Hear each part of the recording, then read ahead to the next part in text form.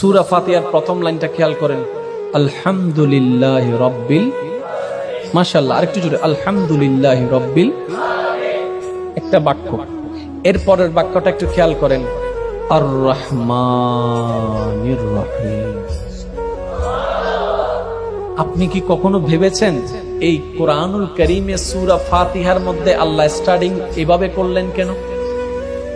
আর রহমান কার নাম? আর রহিম যুবক ভাইরা বলুন কার নাম? আল মালিক কার নাম? আল কাদের কার নাম? আল আজিজ কার নাম? আল রউফ কার নাম? তো এতগুলা নাম থাকতে আল্লাহ কাদের তো ব্যবহার করলেন না, মালিক তো ব্যবহার করলেন না, কুদ্দুস তো ব্যবহার করলেন না, রহমান এবং রহিম কেন ব্যবহার করলেন? রব্বে করিম কোরআনের শুরুতে ফাতিহার ভূমিকায় আল্লাহ পাক সমস্ত বান্দাদের মাইন্ডে একটা কথা বসাই দিতে চেয়েছেন, সেটা হচ্ছে, ও আমার বান্দারা, তোমাদের জীবনটা হবে গুনার উপরে, তোমাদের ডানে গুনাহ, বামে গুনাহ, সামনে গুনাহ, পিছনে গুনাহ। এমন একটি সময় আসবে তোমরা গুনার সাগরে ডুবতে থাকবা, কিন্তু তোমরা নিরাশ হয়ো না।